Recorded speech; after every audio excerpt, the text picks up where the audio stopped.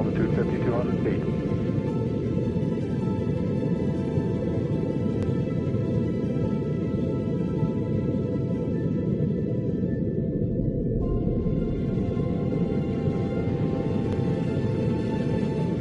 Altitude 4,200. Houston, you're go for landing, over.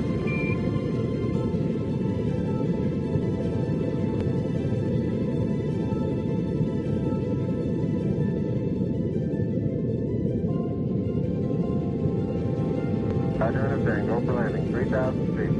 Top alarm. 1201. 1201. Roger, 1201 alarm. 2,000 feet, 2,000 feet.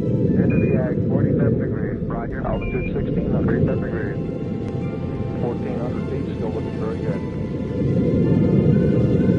Roger, 1202, we copy you. 700 feet, 21 down, 33 degrees. 540 feet down at 30. 400 feet down at 9. 300 feet down, 3.5. 47 forward.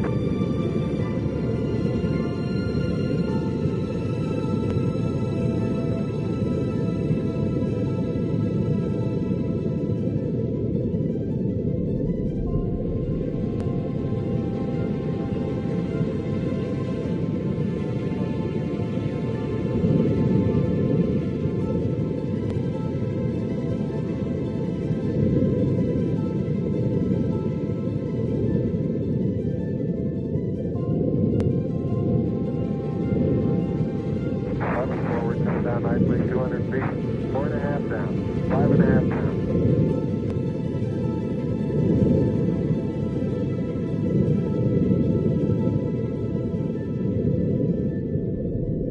100 feet, 3.5 down, 9 forward. 60 seconds.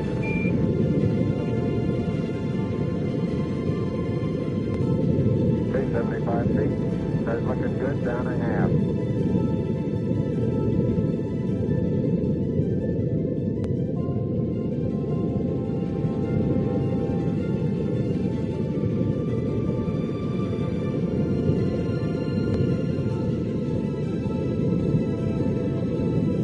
Down 2.5. Picking up some dust. Contact light.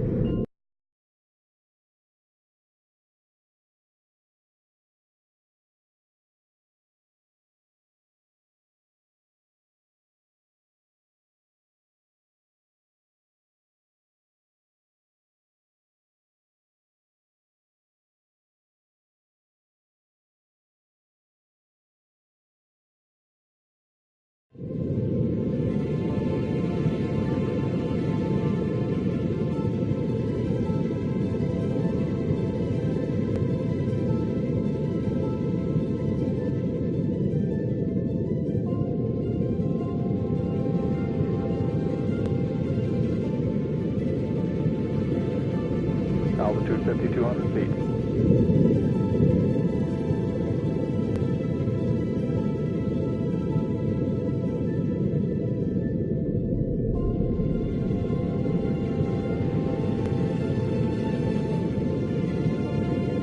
Altitude 4,200. Houston, you're go for landing, over.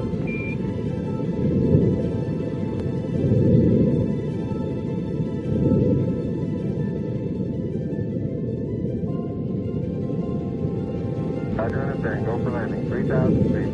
Top alarm. 1201. 1201. Roger, 1201 alarm. 2,000 feet, 2,000 feet. Into the ag, 47 Altitude degrees. 1,600. 47 degrees. 1,400 feet, still looking very good. Roger, 1202, we copy you. 700 feet, 21 down, 33 degrees. 540 feet down at 50.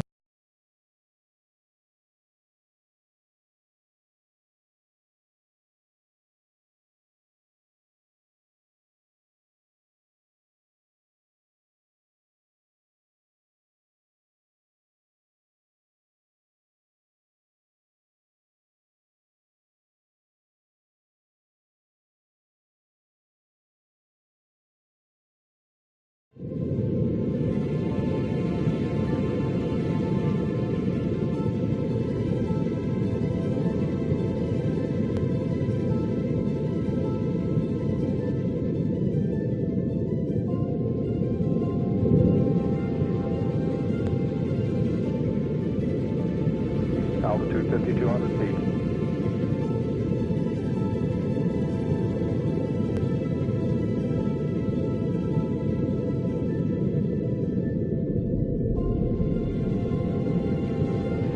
Altitude 4,200. Houston, you're go for landing, over.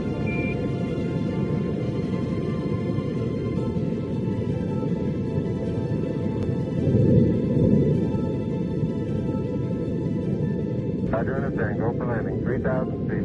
Stop alarm. 1201. 1201. Roger, 1201 alarm. 2,000 feet, 2,000 feet. Into the ag, 47 degrees. Roger, Altitude 1,600. 37 degrees. 1,400 feet, still looking very good.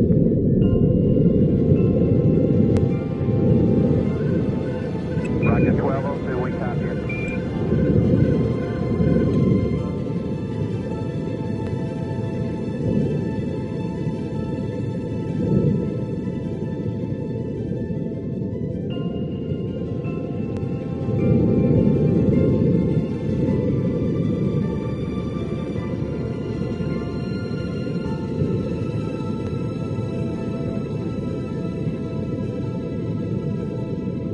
Feet, 21 down, 33 degrees.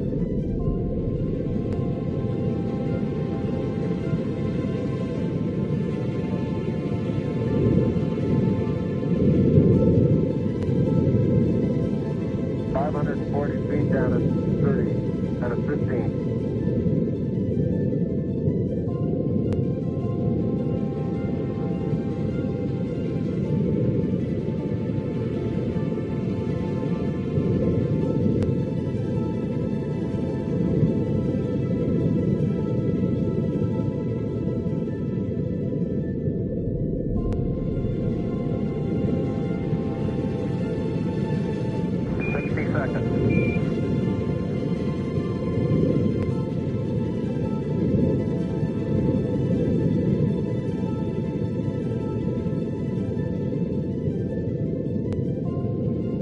At 400 feet down at 9.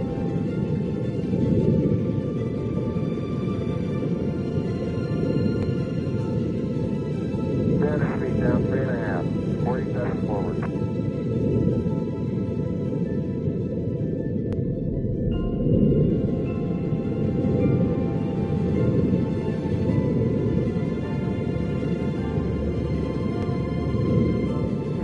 Forward, come down nicely, 200 feet. 4.5 down, 5.5 down.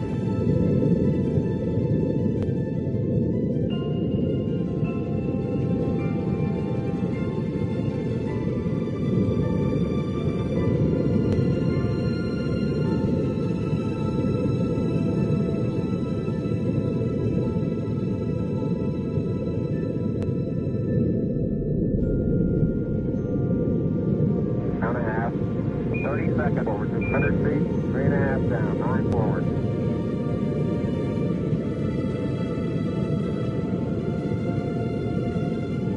Okay, 75 feet.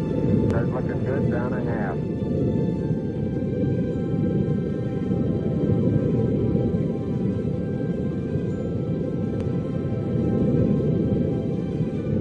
Feet down, 2.5. Picking up some dust. Contact.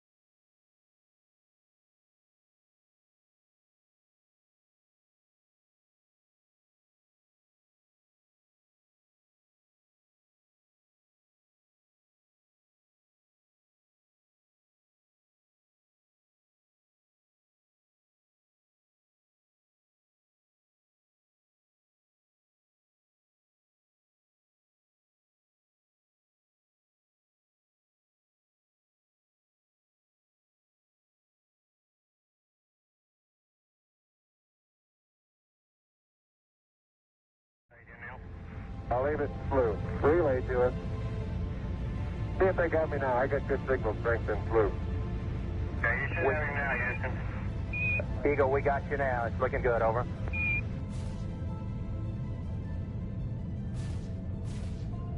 Eagle, Houston, after yaw around angled S-band pitch, -9er, yaw, +18.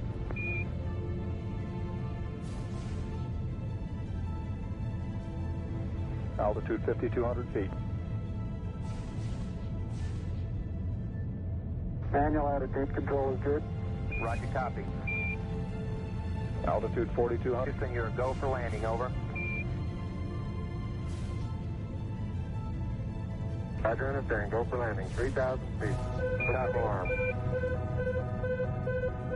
1201. 1201. Roger, 1201 alarm. We're go, same type, we're go. 2,000 feet. 2,000 feet. Into the ag, 47 degrees. Roger. 37 degrees. Eagle looking great, you're go. Altitude 1,600. 1,400 feet, still looking very good. Roger, 1202, we copy it. 35 degrees. 35 degrees. 750. Coming down to 23. 700 feet, 21 down. 33 degrees. 100 feet down at 19. 540 feet down at 30 and at 15.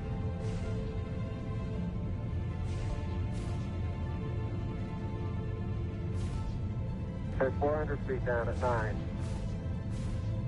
Gate forward. 1050 feet down at 4. 30.5 down.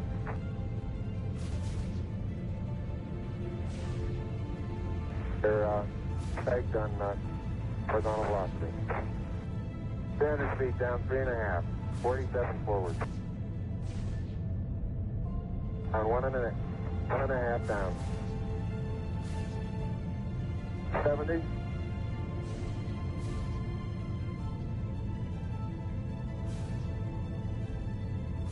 Got the shadow up there.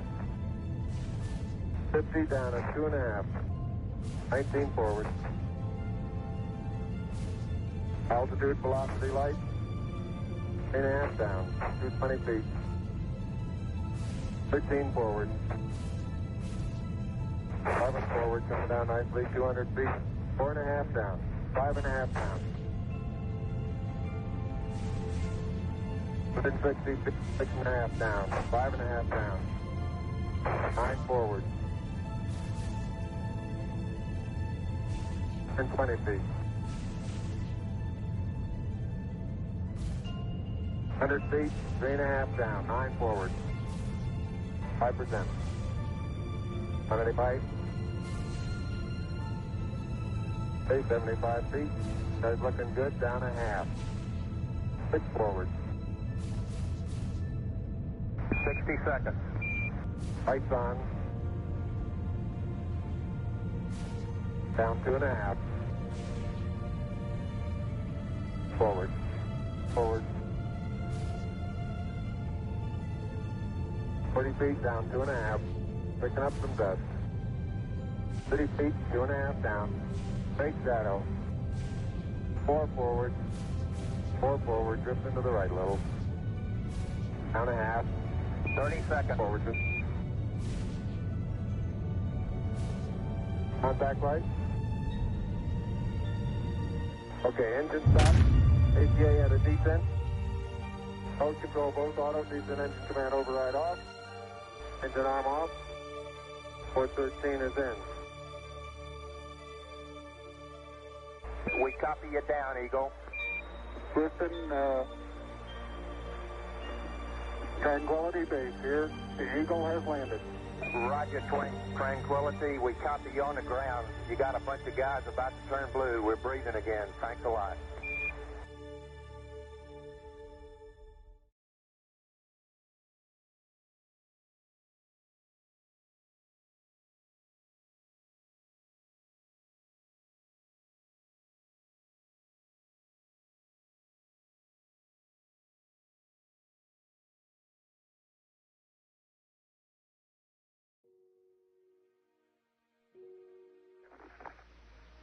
I'm at the foot of the ladder. The limb footbeds are only depressed in the surface about 1 or 2 inches, although the surface appears to be very, very fine-grained as you get close to it. It's almost like a powder. Ground mass is very fine. I'm going to step off the limb now. That's one small step for man, one giant leap for mankind. As the surface is fine and powdery, I can pick it up loosely with my toe. It does adhere in fine layers, like powdered charcoal, to the sole and sides of my boot. I only go in a small fraction of an inch, maybe an eighth of an inch, but I can see the footprints of my boots and the treads in the fine sandy particles. Yeah, this is Houston. We're copying.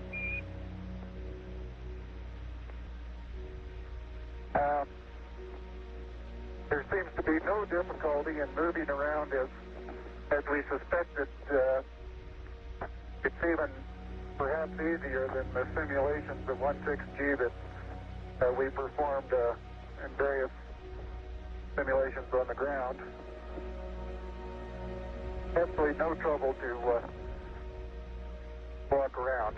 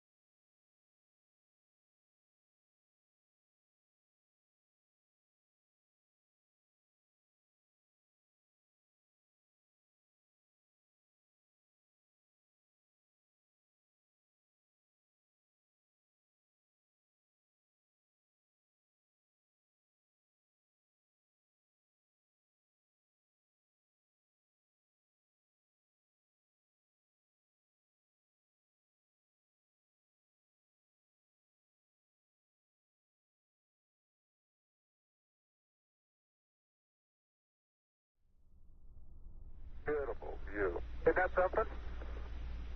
Magnificent sight out here. Magnificent desolation.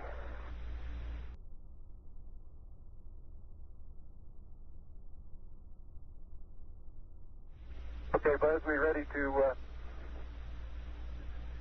bring down the camera? I'm all ready. I think it's 2 miles squared away in good shape. Okay.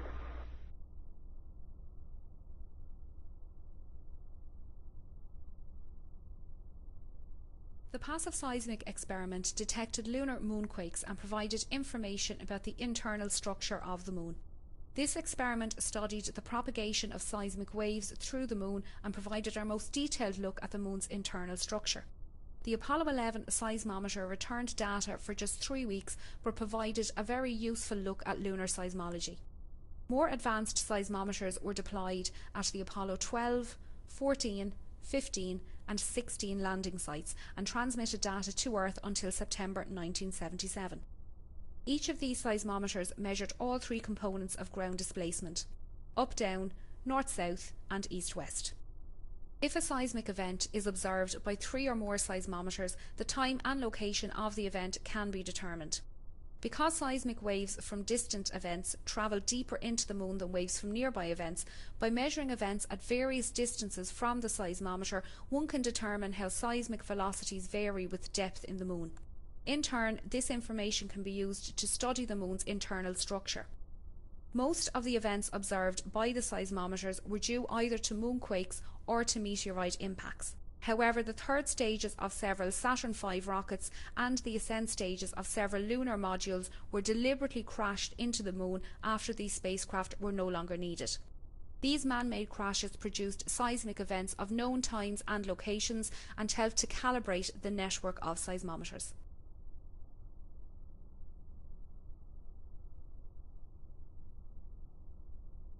I want to back up and partially close the hatch.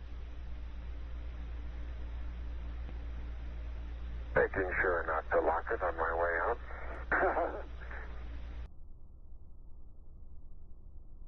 The passive seismic Hey Neil, didn't I say we might see some purple rocks? Find the purple rocks? Yep.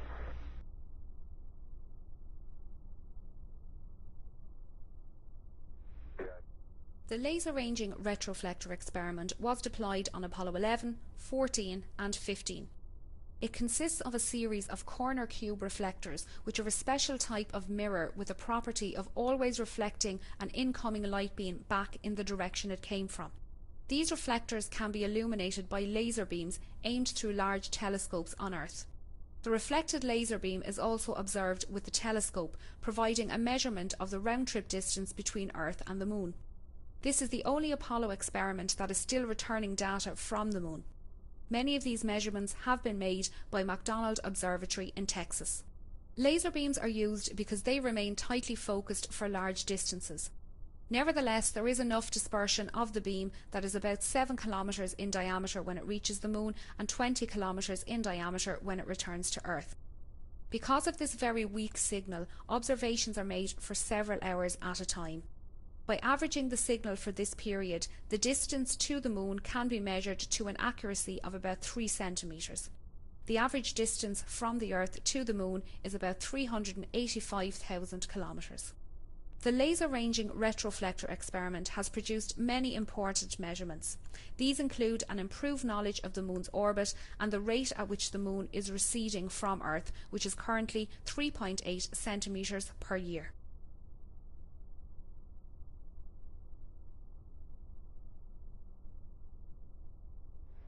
Neil, this is Houston, radio check, over. Hi, Roger. Houston, loud and clear. Roger out. Loud and clear, Houston. Roger, Buzz.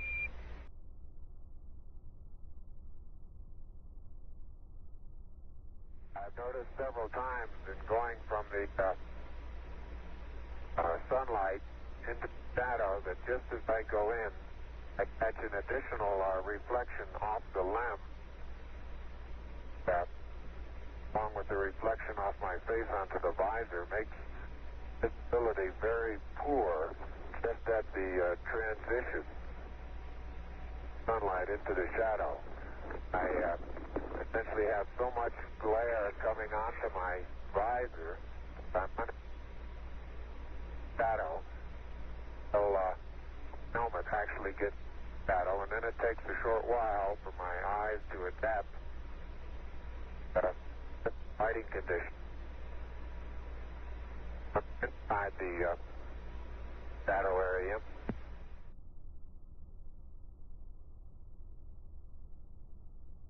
I believe I'm out of your field of view. Is that right now, Houston? That's affirmative, Buzz.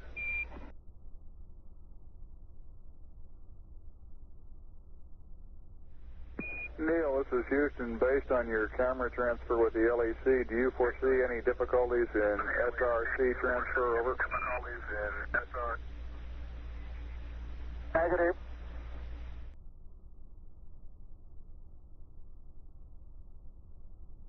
Okay, it's quite dark here in the shadow and a little hard for me to see that I have good footing. I'll work my way over into the sunlight here without looking directly into the sun.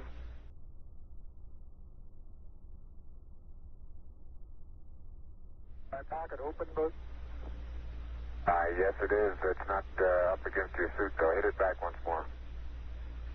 More toward the inside. Okay, that's good.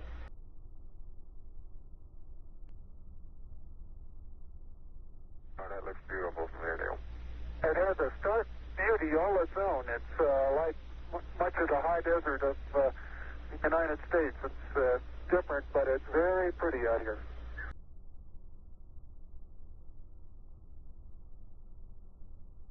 The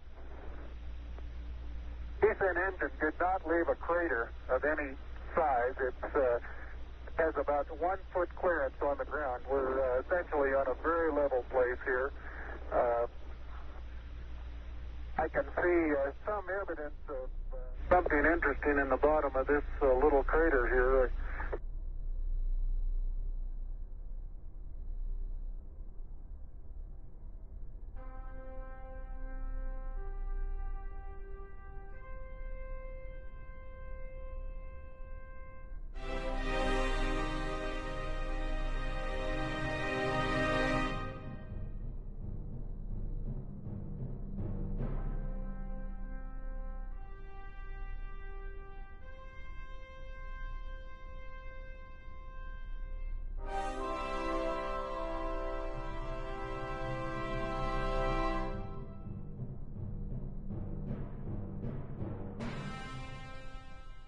My father gave a copy of the Desert.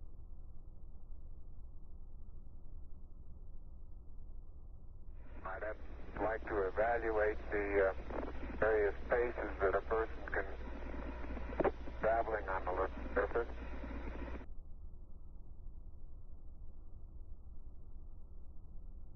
Something interesting in the bottom of this little crater here.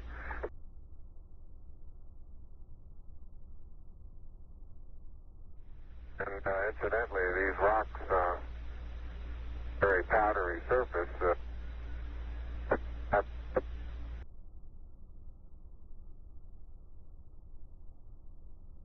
Be advised that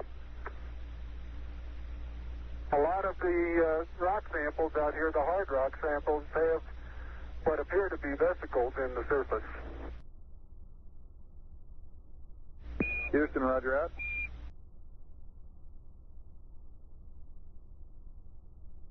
My father gave a copy of the Desiderata to each of us kids to hang on our bedroom walls. I recall many quiet times sitting on my bed reading these words to myself. Go placidly amid the noise and haste, and remember what peace there may be in silence. As far as possible, without surrender, be on good terms with all persons. Speak your truth quietly and clearly, and listen to others, even the dull and ignorant. They too have their story. Avoid loud and aggressive persons. They are vexations to the spirit. If you compare yourself with others, you may become vain and bitter, for always there will be greater and lesser persons than yourself. Enjoy your achievements as well as your plans. Keep interested in your own career, however humble. It is a real possession for the changing fortunes of time. Exercise caution in your business affairs, for the world is full of trickery. But let this not blind you to what virtue there is. Many persons strive for high ideals, and everywhere life is full of heroism. Be yourself, especially do not feign affection. Neither be cynical about love, for in the face of all arity and disenchantment is a perennial as the grass. Take kindly the counsel of the years, gracefully surrendering the things of youth. Nurture strength of the spirit to shield you in sudden misfortune. but do not distress yourself with imaginings. Many fears are born of fatigue and loneliness. Beyond a wholesome discipline, be gentle with yourself. You are a child of the universe, no less than the trees and the stars. You have a right to be here. And whether or not it is clear to you, no doubt the universe is unfolding as it should. Therefore, be at peace with God, whatever you conceive Him to be, and whatever your labors and aspirations, in the noisy confusion of life, keep peace with your soul. With all its sham, drudgery, and broken dreams, it is still a beautiful world. Be careful. Strive to be happy. This was found in Old St. Paul's Church, dated 1692. Are you getting a TV picture now, Houston? Neil, yes, we are getting a TV picture.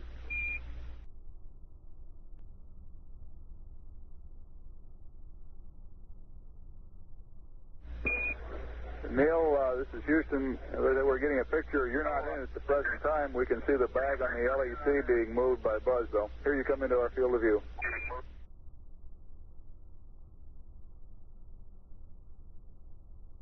It's a little difficult to dig through the crust. My father gave a copy of the Desiderata to each of us kids to hang on our bedroom walls. I recall many quiet times sitting on my bed reading these words to myself. Go placidly amid the noise and haste, and remember what peace there may be in silence. As far as possible, without surrender, be on good terms with all persons. Speak your truth quietly and clearly, and listen to others, even the dull and ignorant. They too have their story. Avoid loud and aggressive persons. They are vexations to the spirit. If you compare yourself with others, you may become vain and bitter, for always there will be greater and lesser persons than yourself. Enjoy your achievements as well as your plans. Keep interested in your own career, however humble. It is a real possession for the changing fortunes of time. Exercise caution in your business affairs, for the world is full of trickery.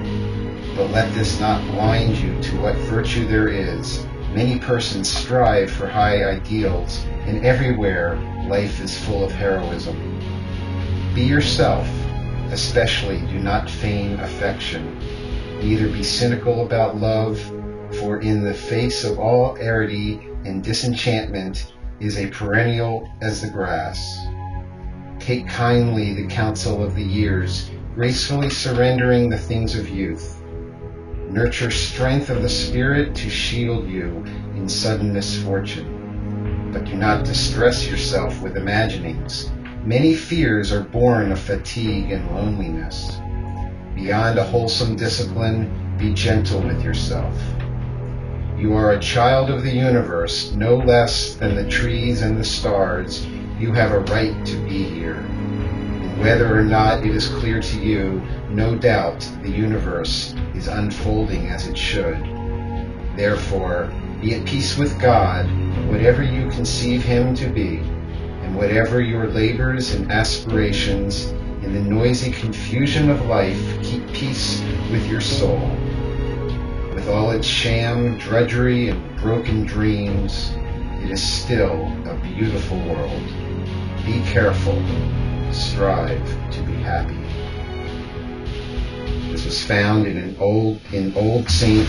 Paul's Church, dated 1692.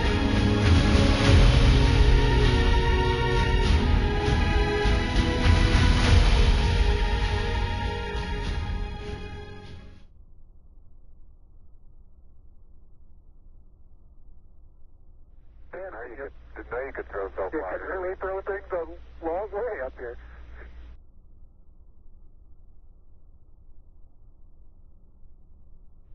Start to lose my balance in one direction, and recovery is quite natural and very easy.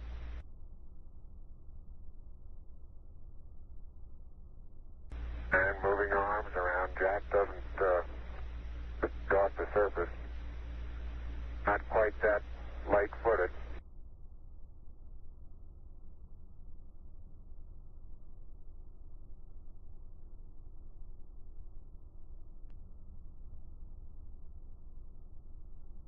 Have to be careful that you're leaning. Hello? Hello? Can you hear me? Oh, great. There you are, space traveler. Welcome to my humble spot on our beautiful moon. Let me introduce myself. My name is Darius, and I'm a VR enthusiast and entrepreneur. When I'm not in space, you can find me on Earth in that cute little country next to the North Sea called the Netherlands. I was born in 1969. Important year 1969. It was the year when Neil Armstrong set foot on the moon. I was still a baby, just 6 months old, and throughout my childhood I always felt a connection to that event. Like most boys, I wanted to be an astronaut, and Armstrong was my childhood hero. I fantasized walking on the surface of the moon myself, but I realized that it would never be possible. That is, until now. Virtual reality is on the rise again, and this will enable me to act out all of my dreams. I will walk on the surface of the moon. Probably right now, as we speak, I'm doing the Apollo 11 experience myself. Isn't that cool? In a way, virtual reality is like space travel in the 60s and 70s. We are pioneers of a new world. We do not exactly know what to expect, but we do know it will be amazing. I call out to all creative spirits to develop VR experiences. Unleash your inner minds to the world and create and form the metaverse. Well, thanks for stopping by. The battery pack of my intergalactic communication device is running low. Darius from VR Space, signing off.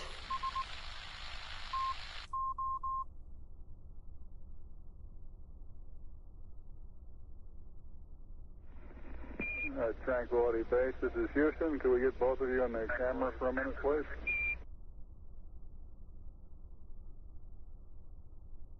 So yeah, why did that like invoke such an emotional response? Well, you know, I mean, growing up as a kid, as most kids, I mean, I always wanted to be an astronaut, and you know, probably something I'd never ever be able to do. And when we did that, it was so real to be there. I mean, you know, with that VR, you just feel like you're there, and it just, for whatever reason, it really brought up a lot of emotion, you know, with me and everything, and it was fantastic. It was fantastic to be able to look around and see all the things that I was seeing like I was there. So it was very, very cool. I agree. Yeah. Like the demo itself, like, did look really, really good, as you said. The graphics were. I want to back up and partially close the hatch. Making sure not to lock it on my way out.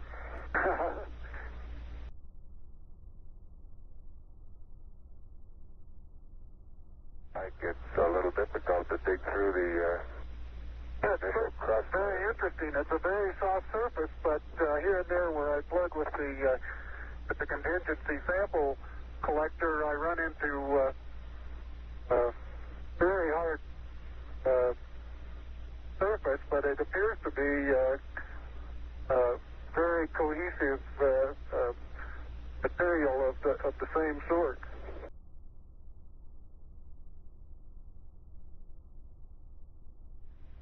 Neil, this is Houston. Based on your camera transfer with the LEC, do you foresee any difficulties in SRC transfer over? Difficulties in SR? Negative.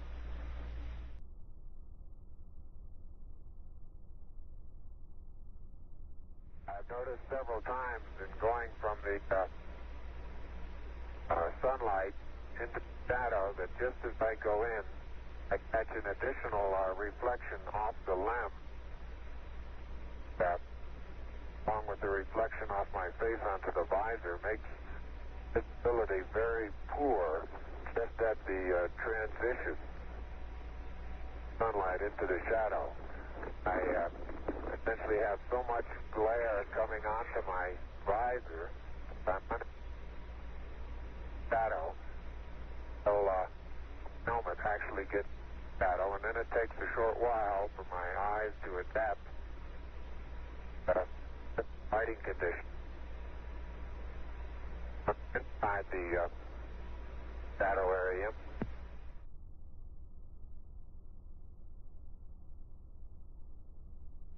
And incidentally, these rocks, very powdery surface, have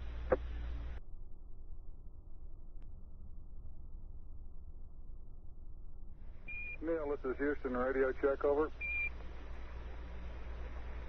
Hi, Roger. Houston, loud and clear. Roger out. loud and clear, Houston. Roger, Buzz.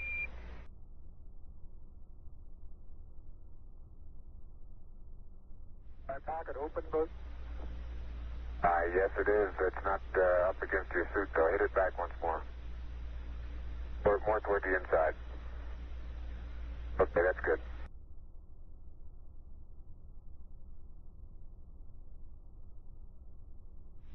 Okay, Buzz, we ready to bring down the camera? I'm all ready. I think it's all squared away in good shape. Okay.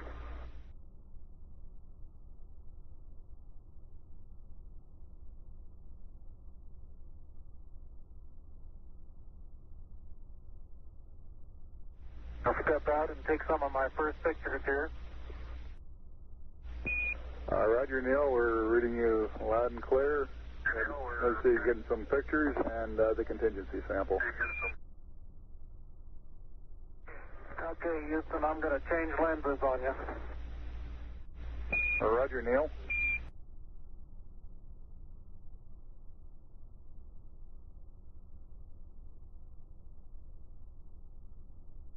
Okay, Houston, tell me, get a new picture. Neil, this is Houston. That's affirmative. We're getting a new picture. You can tell it's a longer focal length lens. And for your information, all LEM systems are go, over.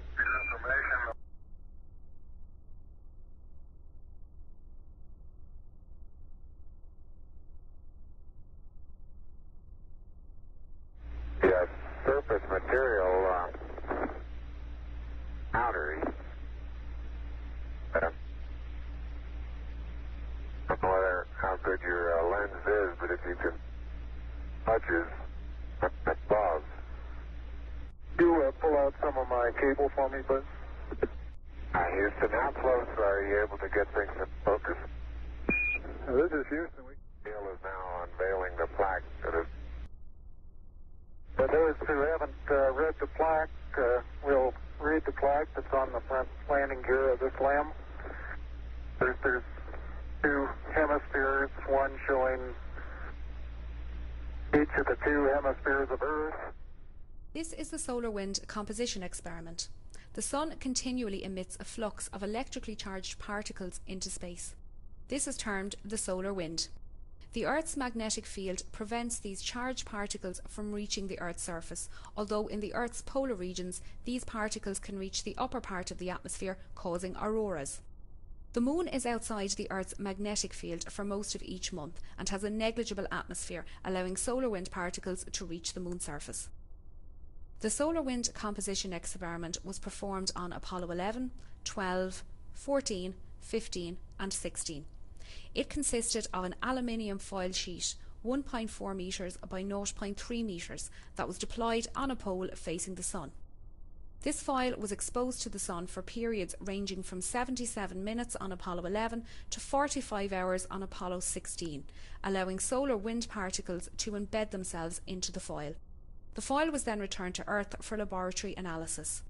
This allowed the chemical composition of the embedded solar wind to be determined more accurately than would be possible if the measurement were made using remotely controlled instruments on the Moon, but limited the periods at which observations could be made.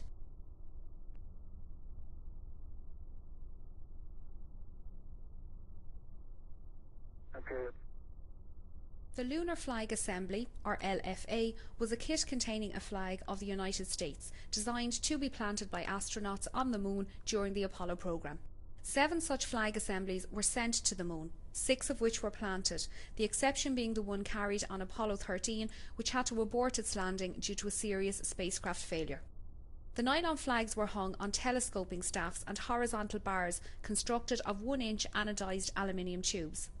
The flags were carried on the outside of the Apollo lunar module, most of them on the descent ladder inside a thermally insulated tubular case to protect them from exhaust gas temperatures calculated to reach 2000 degrees Fahrenheit or 1090 degrees Celsius. 6 of the flags were ordered from a government supply catalogue and measured 3 feet by 5 feet. The last one planted on the moon was slightly larger, at 6 foot wide, the flag which had hung in the Mission Operations Control Room in the Manned Spacecraft Centre for most of the Apollo programme.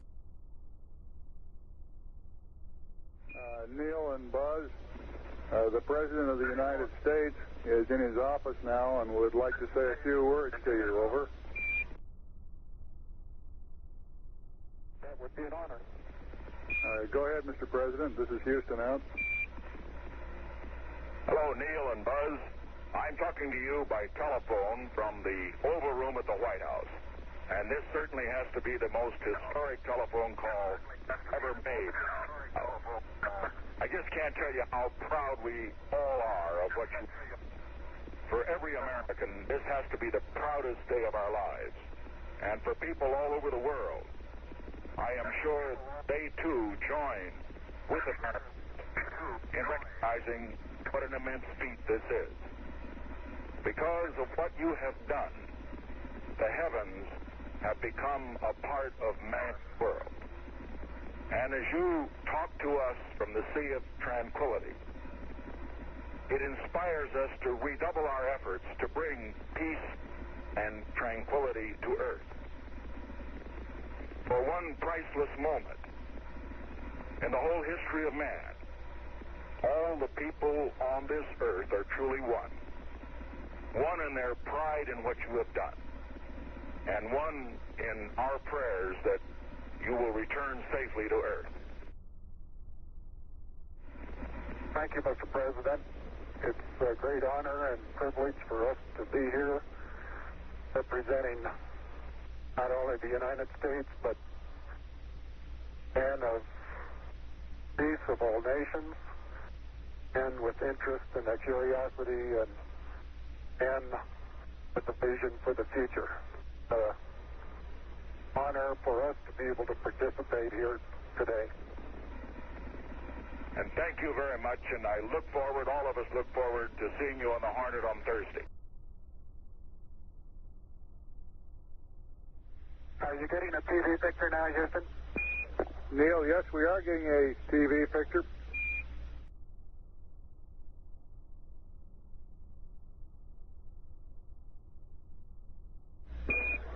Neil, this is Houston. We're getting a picture. You're not in at the present time. We can see the bag on the LEC being moved by Buzz, though. Here you come into our field of view.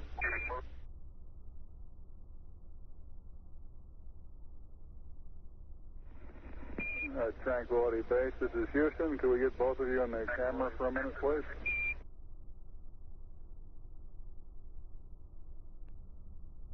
Something interesting in the bottom of this little crater here.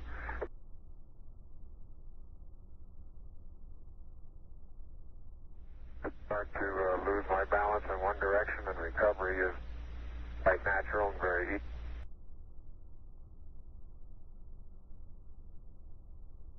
And moving arms around, Jack doesn't go off the surface. Not quite that light-footed.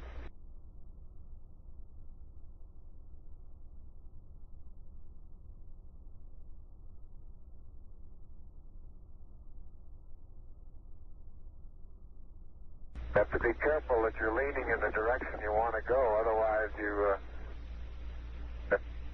slightly inebriated. In other words, you have to cross your foot over to stay underneath where your center of mass is.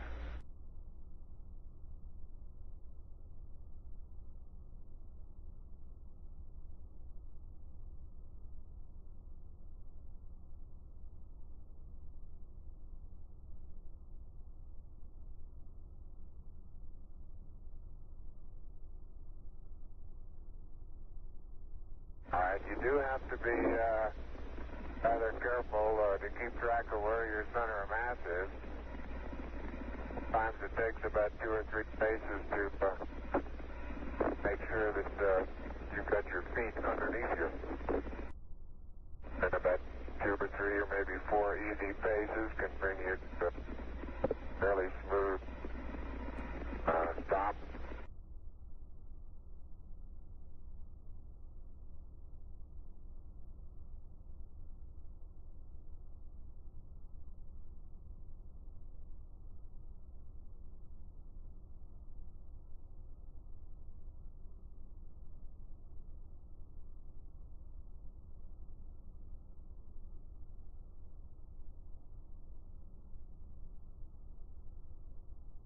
So-called kangaroo hop does work, but it seems though your forward stability is not quite as good as it is in the conventional, more conventional one foot after another.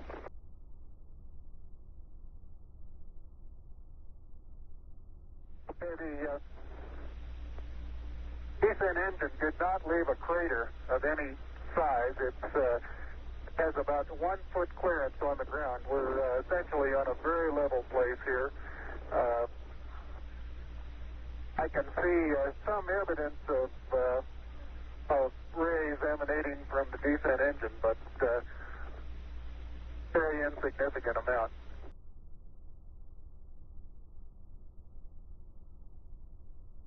Didn't know you could throw so You far. can really throw things a long way up here.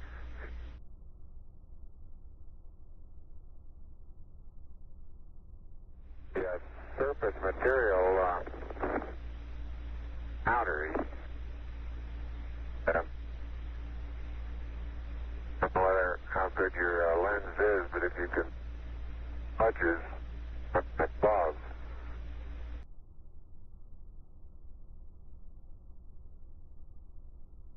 I'd like to evaluate the various paces that a person can traveling on the surface.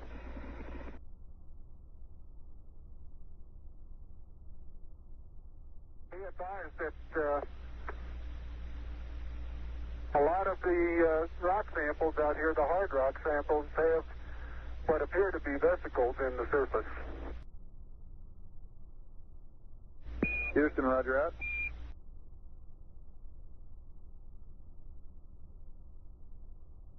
Hey Neil, didn't I say we might see some purple rocks? Find the purple rocks? Yep.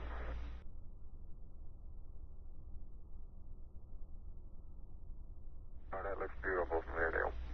It has a stark beauty all its own. It's like much of the high desert of the United States. It's different, but it's very pretty out here.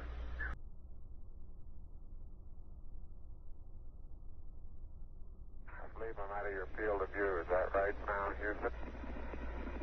That's affirmative, Buzz.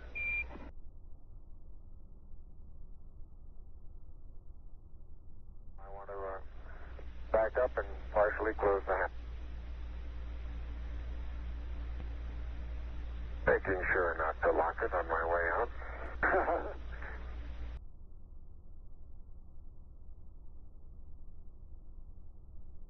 Hey Neil, didn't I say we might see some purple rocks? Find the purple rocks? Yep.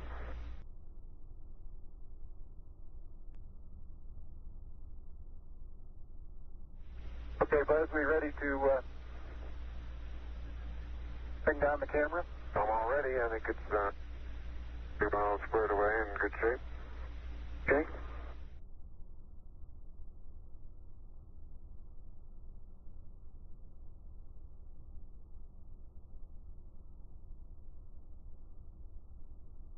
I'll step out and take some of my first pictures here. Roger, Neil. We're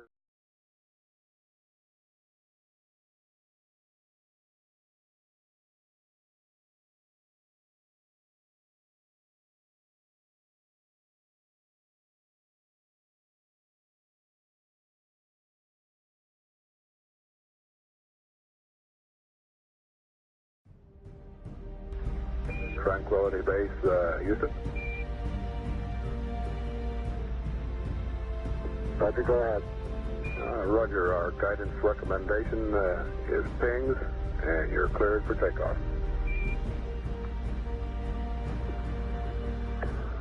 Roger, understand. We're number 1 on the runway. Roger.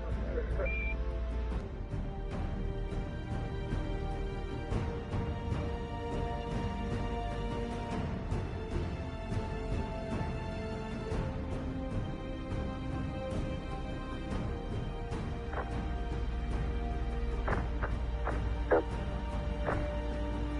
9, 8, 7, 6, 5. Port stage, engine on ascent, proceed.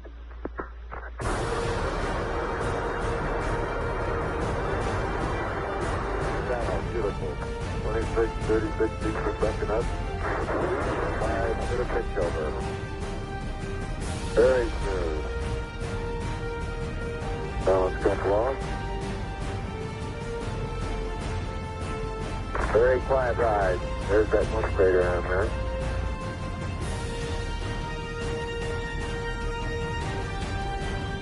Thousand feet high, 80 feet per second vertical rise. Here you go, Houston. Request manual start override. Roger. 2,600 feet altitude. Eagle Houston, you're looking good to us.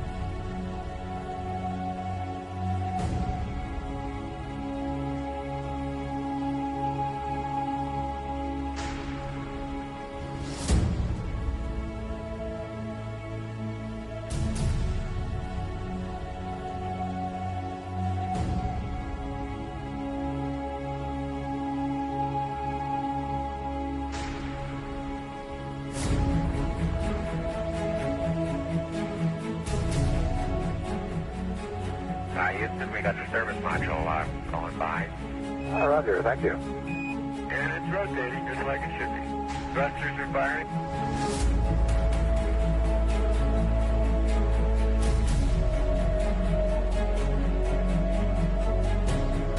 800 nautical miles high. Velocity 33,000 feet per second.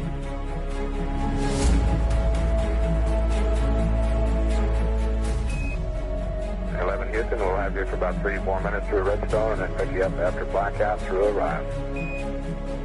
Roger.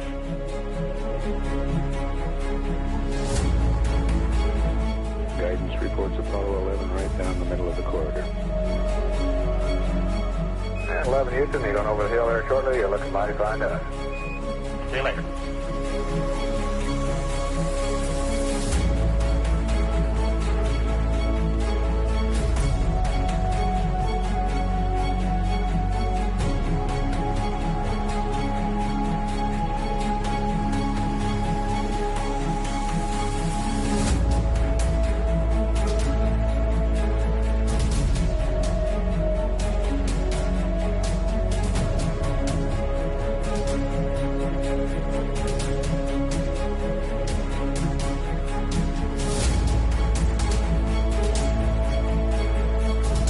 I believe that this nation should commit itself to achieving the goal, before this decade is out, of landing a man on the moon and returning him safely to the Earth. No single space project in this period will be more impressive to mankind or more important for the long-range exploration of space, and none will be so difficult or expensive to accomplish.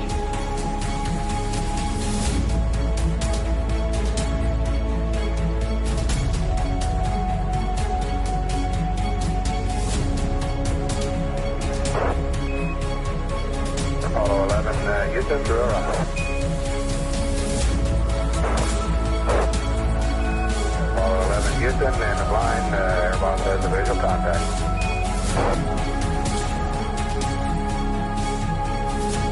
Apollo 11 Houston, standing by for your dispatch reading, over.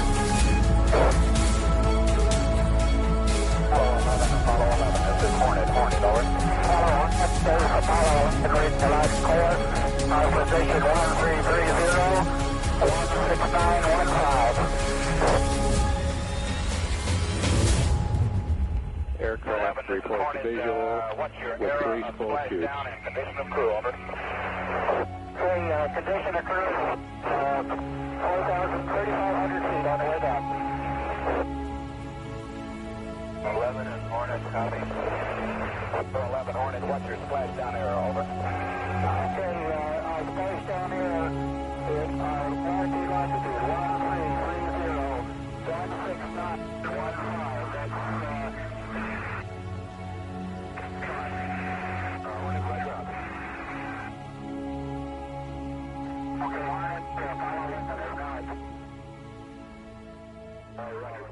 don't shoot.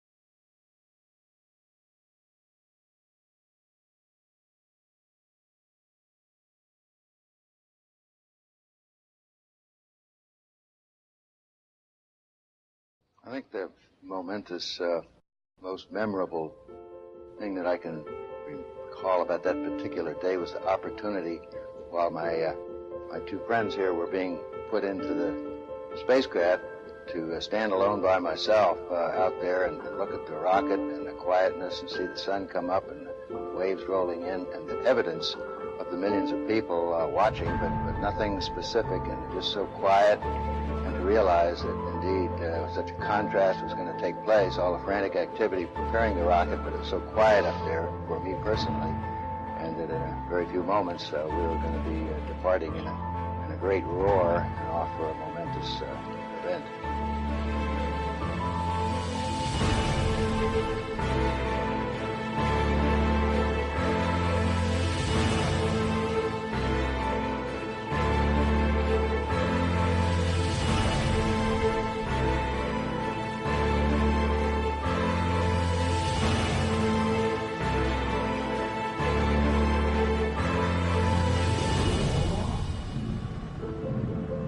I thought we had a 90% chance of getting back safely to Earth on that flight, but only a 50-50 chance of making a successful landing on the first attempt. There's so many unknowns in that descending from lunar orbit down to the surface that had not been demonstrated yet by testing. It's a risk-reward equation, and you're able to accept a level of risk so long as it's commensurate with the reward that you will get by achieving the goal that you're after.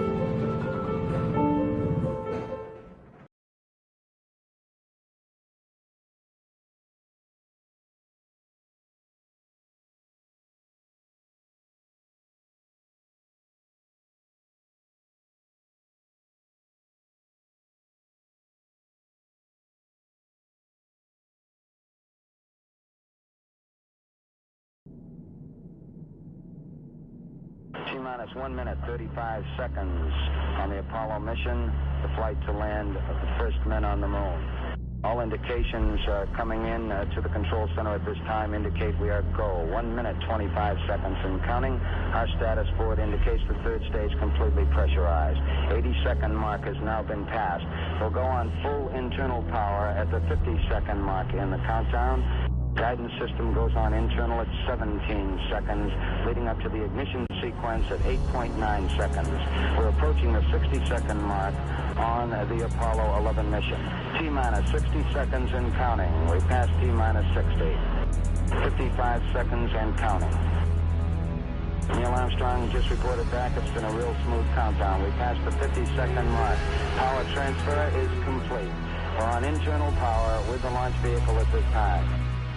40 seconds away from the Apollo 11 liftoff. All the second stage tanks now pressurized. 35 seconds and counting. We are still go with Apollo 11. 30 seconds and counting. Astronauts report it feels good. T-minus 25 seconds. 20 seconds and counting. T-minus 15 seconds. Guidance is internal. 12, 11, 10, 9. Ignition sequence starts. 6, 5, 4, 3, 2, 1, 0. All engine running. Liftoff. We have a liftoff. 32 minutes past the hour. Liftoff on Apollo 11.